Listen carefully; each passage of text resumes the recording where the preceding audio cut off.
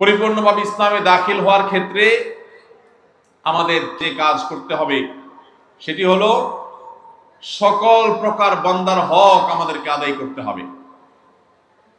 আল্লাহ রাব্বুল আলামিন আমাদেরকে তার যে আদেশ নিষেধগুলো আমাদেরকে মেনে চলতে বলেছেন, এর মধ্যে বেশ কিছু বিষয় আল্লাহ রেখেছেন যেগুলো মানবাধিকার সংশ্লিষ্ট, মানুষের অধিকার সংশ্লিষ্ট। শুধু মানুষ নয়, অন্যান্য প্রাণীকুল, অন্যান্য সৃষ্টি, এমনকি পোকামাকড়, এমনকি বৃক্ষ তরুলতা, এই সবগুলোর অধিকার আল্লাহ তাআলা আমাদের উপর রেখেছেন। আমাদের কর্তব্য আছে নিজের প্রতি, নিজের পরিবারের সদস্যদের প্রতি, মুসলমানদের প্রতি, প্রতিবেশীদের প্রতি, এমনকি অমুসলমানদের প্রতি, মানুষ তো বটে, এমনকি পশু পাখির প্রতি, কীট পতঙ্গের প্রতি, এমনকি নিষ্প্রাণ আল্লাহর যেসব সৃষ্টি আছে সেগুলোর প্রতি, সবকিছুর প্রতি আমাদের দায়বদ্ধতা আছে, আমাদের জবাবদিহিতা আছে।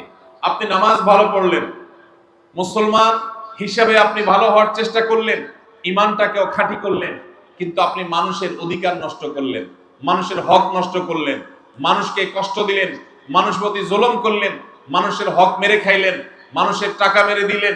আপনি ব্যবসা করতে গিয়ে 2 নম্বরই কাজ করলেন, ক্রেতা হয়ে যখন গিয়েছেন তখনও আপনি খারাপ কাজ করেছেন। আপনি কখনো আল্লাহর খাতায় ভালো মুসলমান হতে পারবেন না। ভাইরা আমার, পরিপূর্ণভাবে ইসলামে দাখিল হওয়ার জন্য শুধুমাত্র 5 ওয়াক্ত নামাজ পড়লেই চলবে? নামাজ পড়ার পাশাপাশি আমাদেরকে ভালো মানুষ হতে হবে। কোন মানুষের কোন অধিকার নষ্ট করা যাবে না। আল্লাহ রাব্বুল আলামিন আমাদেরকে সেই কর্তব্য আদায় করতে বারবার সতর্ক করেছেন। প্রিয় নবী সাল্লাল্লাহু আলাইহি সাল্লাম বলেছেন, ইন্নালি জাসাদিকা আলাইকা হাক্কা, অন্য মানুষ তো বটেই, এমনকি তোমার নিজের শরীরের, তোমার নিজের দেহেরও তোমার কাছে অধিকার আছে, পাওনা আছে, দেহের প্রতিও কর্তব্য আছে। কোনো কারণ ছাড়া তুমি তোমার নিজেকেও যদি কষ্ট দাও, নিজের প্রতিও যদি জুলুম করো, তাহলে তার জন্য আল্লাহর কাছে জবাবদিহি করতে হবে। কেন ইসলাম আত্মহত্যাকে হারাম করেছে? এর একটি কারণ এই, আল্লাহ তাআলা আপনাকে যে জীবন দিয়েছেন, এই জীবনকে রক্ষা করা আপনার জন্য ফরজ। এই জীবনকে নষ্ট করার অধিকার আল্লাহ আপনাকে, আমার শরীর, আমার দেহ, আমি যা ইচ্ছা তা করব, তারা কখনো ইমানদার হতে পারে না। এটা ইমানদারের স্লোগান হতে পারে না। ইমানদার বিশ্বাস করে, ইন্না সলাতি ওয়া নুসুকি ওয়া মাহইয়ায়া ওয়া মামাতি লিল্লাহি রাব্বিল আলামিন। নিশ্চয় আমার সালাত, আমার কুরবানি, আমার জীবন, আমার মরণ, সব কিছু আমি নিবেদন করব কার উদ্দেশ্যে? একমাত্র আল্লাহ রাব্বুল আলামিনের উদ্দেশ্যে। আমার এই জীবন আল্লাহর দেওয়া, আল্লাহর নির্দেশে এটা পরিচালিত হবে। অতএব আল্লাহ নিষেধ করেছেন, ওয়ালা তুলকু বিআইদিকুম ইলা তাহলুকা, তোমরা নিজেদেরকে ধ্বংসের দিকে ঠেলে দিও না। আমাদের অনেক যুবক ভাইরা আছেন, তারা কোনো পেরেশানিতে পড়লে, কখনো ডিপ্রেশন দেখা দিলে, দুশ্চিন্তা হলে, পরীক্ষাটা খারাপ হলে, অনেক ভাইরা আছেন ব্যবসায় কোনো রকম দুঃসংবাদ আসলে, কোনো রকম লস দেখা দিলে, ধার দেনা হয়ে গেলে মনে হয় যে দেয়ালে পিঠ ঠেকে গেছে, মানুষের সামনে কিভাবে মুখ দেখাবো, কিভাবে আমি ঘুরে দাঁড়াবো, তখন তারা অনেক সময় আত্মহত্যার পথে পা বাড়ায়। নবী করিম সাল্লাল্লাহু আলাইহি সাল্লাম পরিষ্কারভাবে জানিয়েছেন, যেই ব্যক্তি নিজেকে আত্মহত্যা করবে কোনো উপায়ে, কিয়ামতের দিন আল্লাহ রাব্বুল আলামিন তাকে সেই উপায়ে শাস্তি দিতে থাকবেন। এবং এই আত্মহত্যা করাকে ইসলাম হারাম করেছে। কারণ অন্য মানুষ তো বটেই, আপনি নিজের অধিকার নিজে নষ্ট করবেন, নিজের শরীরকে কষ্ট দিবেন, নিজের জীবনকে আপনি ধ্বংস করবেন, আত্মহত্যার পথে পা বাড়াবেন। আত্মহত্যা করে দুনিয়ার কষ্ট এবং গ্লানি থেকে আপনি বাঁচতে চাইছেন, অথচ আত্মহত্যা করে কিয়ামতের ময়দানে আরো বেশি গ্লানি, আরো বড় আযাব আপনার জন্য অপেক্ষা করছে। আল্লাহ তাআলা আমাদের সবাইকে আল্লাহর সমস্ত আদেশ নিষেধগুলোকে মেনে চলার তৌফিক দান করুন। কারোর উপকার করতে পারি আর না পারি, আমার দ্বারা কারোর কোনো ক্ষতি হবে না, আমি কারোর কষ্টের কারণ হব না, আমি কারোর দুঃখের কারণ হব না, আমি কোনো অধিকার নষ্ট করব না কারোর। এমনকি নবী করিম সাল্লাল্লাহু আলাইহি সাল্লাম রাস্তার অধিকারের কথা বলেছেন। তিনি বলেছেন, ইয়্যাকুম ওয়াল জুলুস আলাত তারিক, তোমরা কেউ পথ দখল করবে না, রাস্তা দখল করবে না, রাস্তায় বসে পড়বে না। কেন? কারণ তুমি যদি রাস্তা দখল করে ফেলো, ফুটপাতে দোকান দিয়ে বসো, বাইক নিয়ে তুমি মানুষ চলাচলের পথে উঠে যাও, রাস্তা যেখানে সেখানে বাইক পার্কিং করে রাখো, রিক্সা পার্কিং করে রাখো, তুমি দখল করে রাখো, দোকানদার ভাই যদি ওই জায়গাটাতে মাল রেখে দখল করে রাখেন, তাহলে মানুষের অধিকার নষ্ট হবে কি হবে না? রাস্তাটা কি কারোর একক না সবার? তাহলে আমি যদি আমার দোকানের সামনে মালটাল দিয়ে রাস্তার জায়গাটা দখল করে রাখি, এই কাজটা কি হালাল হবে না হারাম হবে? অনেক মুসলমান ভাইরা আছেন, এই চিন্তাও মাথায় আসে না। 10 বছর 20 বছর 30 বছর দোকানদারি করছেন, তার দোকানের সামনে 2 ফিট 4 ফিট 5 ফিট জায়গা তিনি দখল করে রেখেছেন। কিছে তিনি হয়তো মাল সামানা রেখেছেন, তিনি হয়তো আলাদা সেখানে সামিয়ানা টাঙিয়ে অথবা প্লাস্টিক টাঙিয়ে সেখানে তিনি জিনিসপত্র রেখে কেনাবেচা করছেন। অনেক দোকান, অনেক গাড়িওয়ালা ভাইরা আছেন, বাইকওয়ালা ভাইরা আছেন, যেখানে পার্কিং করা যায় সেটা তো বটেই, এমনকি যেখানে পার্কিং করলে রাস্তার উপরে পার্কিং করা হবে, মানুষের চলাচলে ব্যাঘাত হবে, রাস্তা গাড়ির জ্যাম হয়ে যাবে, সেই জায়গা পর্যন্ত তারা পার্কিং করে রাখেন। এই সেন্সই আমাদের মধ্যে নাই যে আমরা গুনাহ করছি, আমরা নাজায়েজ কাজ করছি, আমরা যারা পথে চলাচল করবে তাদের অধিকার নষ্ট করছি, এই সেন্স পর্যন্ত নাই। এমনকি আমাদের দেশে অনেক মসজিদ আছে, যেই মসজিদের সিঁড়ি মসজিদের সীমানা পার হয়ে রাস্তা পর্যন্ত চলে গেছে, আছে না নাই?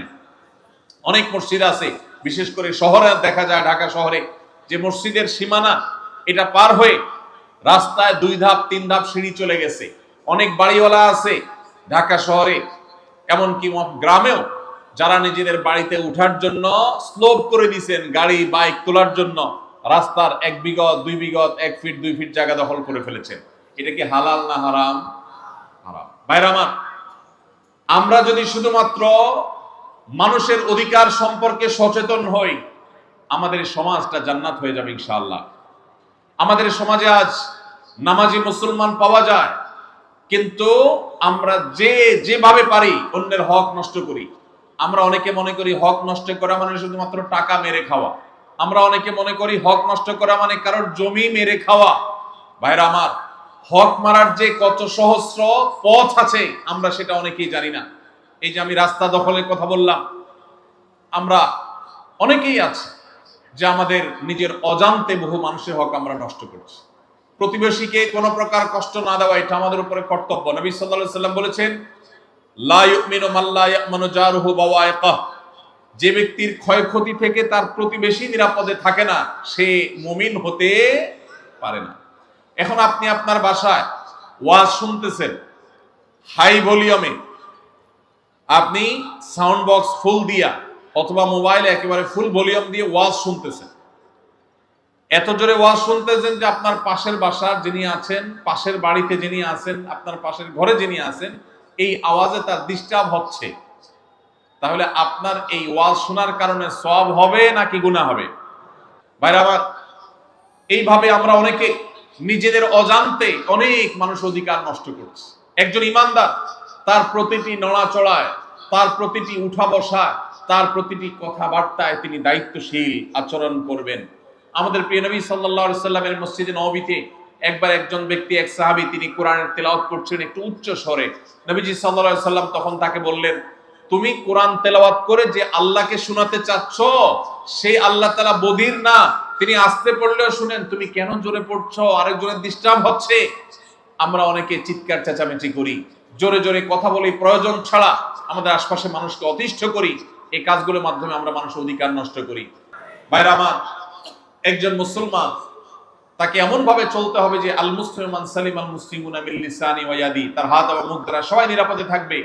পরিপূর্ণভাবে ইসলামে প্রবেশ করতে হলে শুধু নামাজ, রোজা, হজ, যাকাত আদায় করলেই হবে না। এগুলো ইসলামের স্তম্ভ, ইসলামের প্রধান প্রধান কাজ, সন্দেহ নেই। কিন্তু আমাদেরকে মানুষ হতে হবে, উপকারী মানুষ। এমন মানুষ হতে হবে এলাকার সবাই সাক্ষ্য দিবে যে তার মতো মানুষ হয় না, কারোর ক্ষতি কোনোদিন করে নাই, পারতপক্ষে কারোর একটা টাকা মেরে খাই নাই, কারোর সাথে চিটারি করে নাই, ছল ছাতুরি করে নাই, বাহানা করে নাই, প্রতারণা করে নাই, 2 নাম্বারই করে নাই, কারোর হক মেরে খায় নাই, কাউকে গালি দেয় নাই, কারোর সাথে ঝগড়া করে নাই, কারোর কোনো কষ্টের কারণ হয় নাই। এই রকম সার্টিফিকেট আপনার সমাজ থেকে যদি আপনি আদায় করতে পারেন, মানুষ যদি আপনাকে সেটা বলার মতো জীবন গঠন করতে পারেন, তাহলে আপনি হলেন সেই মুসলমান যেই মুসলমানের জন্য আল্লাহ জান্নাতুল ফেরদাউসকে তৈরি করেছেন, যে মুসলমানের জন্য সব সুসংবাদ কোরআনে রয়েছে। সেই মুসলমান হতে হলে আমাদেরকে অধিকার সচেতন হতে হবে।